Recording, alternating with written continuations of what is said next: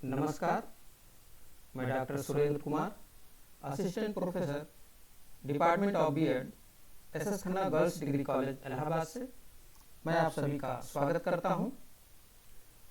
मैं आज एक नया विषय लेकर उपस्थित हूं।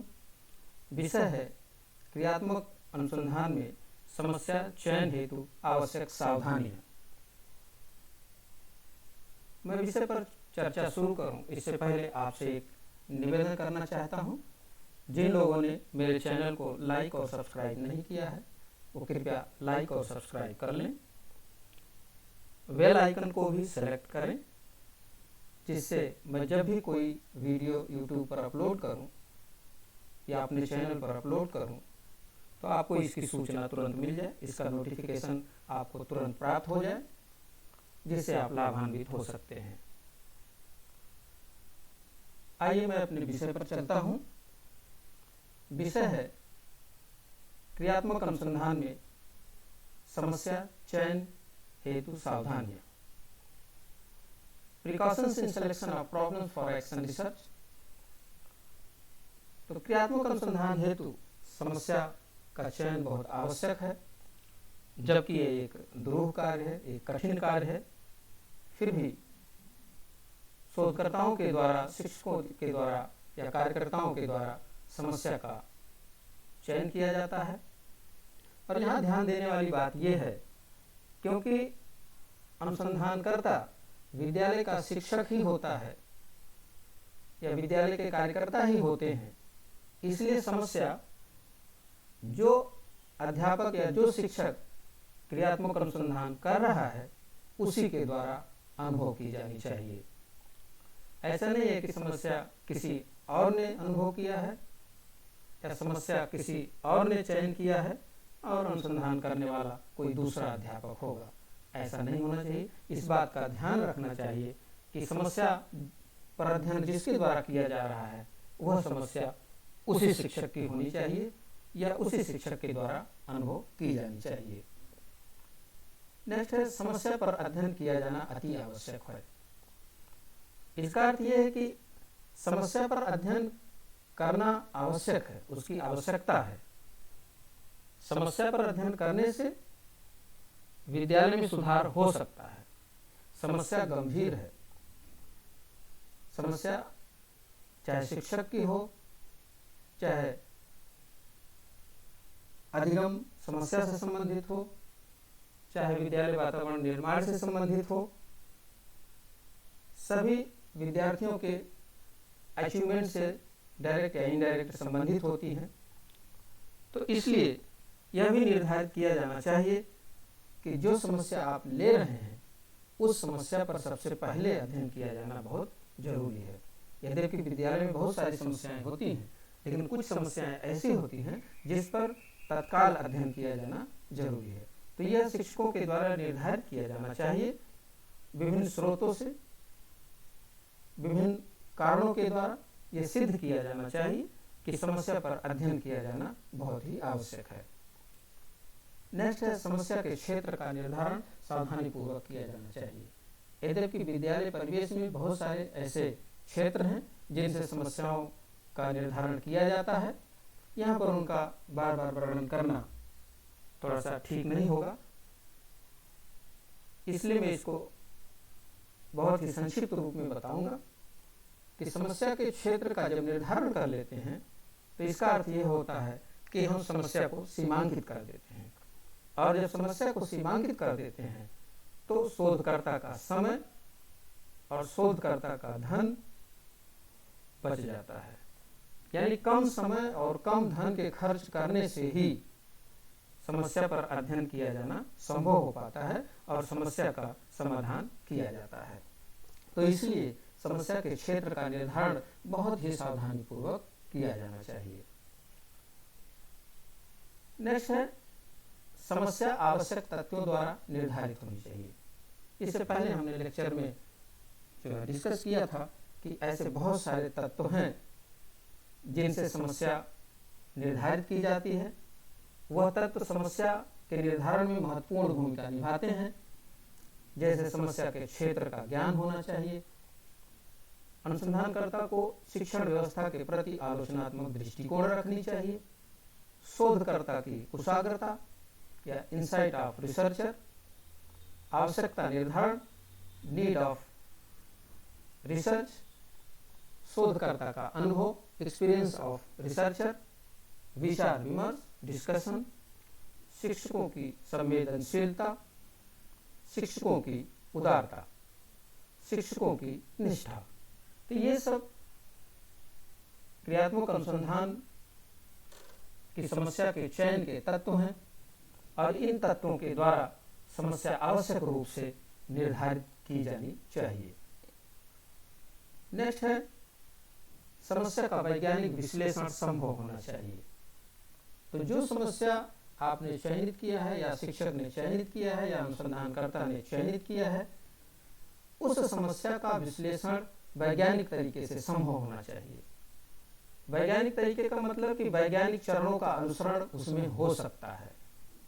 जो समस्या आपने चयनित किया है उसके अध्ययन के लिए वैज्ञानिक चरणों का अनुसरण किया जा सकता है। और वैज्ञानिक चरण है विषय का चुनाव, जो आपने पहले कर लिया है, अध्ययन के साधनों का चयन, अध्ययन के साधन में आपके जो डेटा कलेक्शन के उपकरण भी आते हैं, उसमें अनुसूचियां होंगी, उसमें प्रश्नावली होंगे, उसमें शेड्यूल होंगे, जैसे अवलोकन अनुसूची हुआ, साक्षात्कार अनुसूची हुआ, प्रश्नावली हुआ।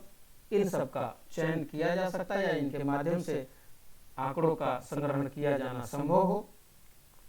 अध्ययन विधि का चयन, जो अगर स्पेसिफिक मेथड कोई आप नहीं अपनाते हैं तो आप अपने समस्या का वैज्ञानिक विश्लेषण नहीं कर पाएंगे।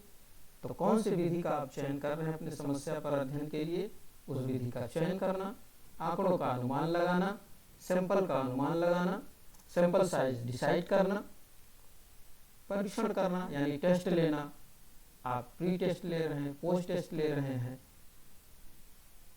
इन सब परीक्षणों के लिए, इन सब के लिए परीक्षणों को निर्धारित करना, किस उपकरण के द्वारा आप परीक्षण लेंगे, अध्ययन में लगने वाले समय एवं व्यय का अनुमान लगाना, तथ्य संकलन यानी आंकड़ों का कलेक्शन करना, आंकड़ों का संग्रहण करना और आंकड़ों का विश्लेषण करना।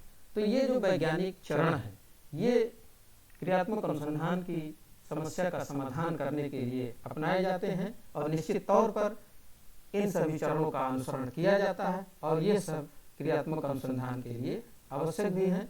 तो समस्या का वैज्ञानिक विश्लेषण संभव होना चाहिए, इस बात का ध्यान रखना चाहिए। नेक्स्ट है, समस्या चयन के लिए आवश्यक कार्यवाही के लिए संबंधित अधिकारी जैसे प्राचार्य एवं प्रबंधक से अनुमति ली जानी चाहिए।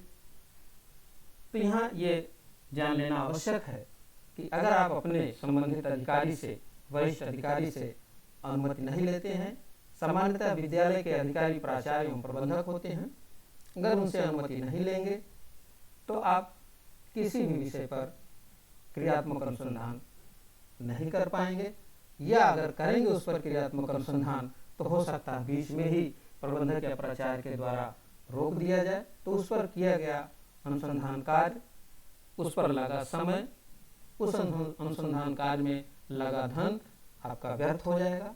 इसलिए अपने अधिकारियों से परमिशन ले लेना चाहिए, अनुमति ले लेनी चाहिए, इस बात का ध्यान रखना चाहिए।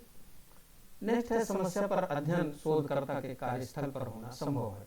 निश्चित तौर पर विद्यालय में क्रियात्मक अनुसंधान एक शिक्षक के द्वारा किया जा सकता है, तो यह निश्चित होना चाहिए कि शिक्षक ने जिस समस्या को चयनित किया है, जो समस्या लिया है, उसका समाधान विद्यालय परिवेश में ही किया जा सकता है। उस समस्या का समाधान विद्यालय प्रांगण में ही किया जाना संभव होगा। ऐसा नहीं कि समस्या आपने किसी और विद्यालय का लिया है या अपने कोचिंग संस्थान का लिया है तो आप विद्यालय में उस समाधान कर लेंगे, ऐसा संभव नहीं होगा। तो समस्या ऐसी लेनी चाहिए जो विद्यालय में ही संभव हो या शिक्षक के कार्यस्थल पर ही जिसका समाधान किया जाना संभव हो। नेक्स्ट है, समस्या पर अध्ययन द्वारा विद्यालय में सुधार संभव होना चाहिए।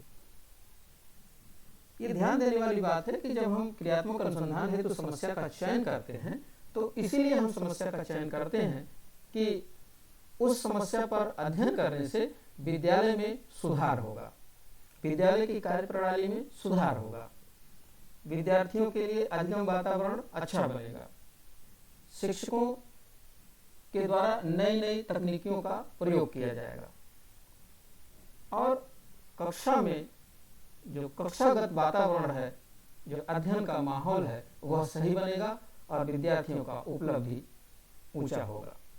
तो इसलिए यह ध्यान देना बहुत जरूरी है, जो आप समस्या ले रहे हैं उस समस्या पर अध्ययन के द्वारा विद्यालय में सुधार जरूर होना चाहिए। नेक्स्ट है, समस्या चयन के लिए उपयुक्त विधियों की सहायता ली जानी चाहिए। समस्या चयन के लिए कभी कभी कई विधियों का अपनाया जाता है। जैसे कुछ समस्याएं ऐसी होती हैं जो छात्रों को साक्षात्कार करना पड़ता है, तो छात्रों से साक्षात्कार के द्वारा समस्या चयन की जाती है। छात्रों को प्रश्नावली देकर उनको भरवा कर उसका एनालिसिस करने के बाद समस्या का चयन किया जाता है।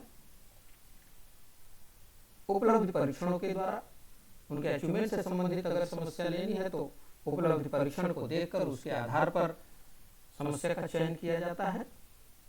अवलोकन के माध्यम से समस्या का चयन किया जाता है। अगर अनुशासनात्मक गतिविधियों से संबंधित समस्या लेना है तो निश्चित तौर पर अवलोकन के माध्यम से उसका चयन किया जाएगा, समस्या का चयन किया जाएगा। तो ये कभी कभी इन सब विधियों को अपनाकर समस्या का चयन किया जाता है।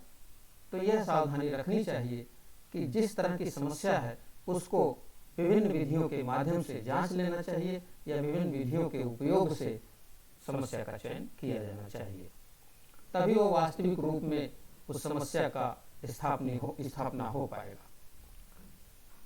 आपने मेरे इस लेक्चर को ध्यान से सुना, आप निश्चित तौर पर लाभान्वित हुए होंगे, यह मुझे उम्मीद है।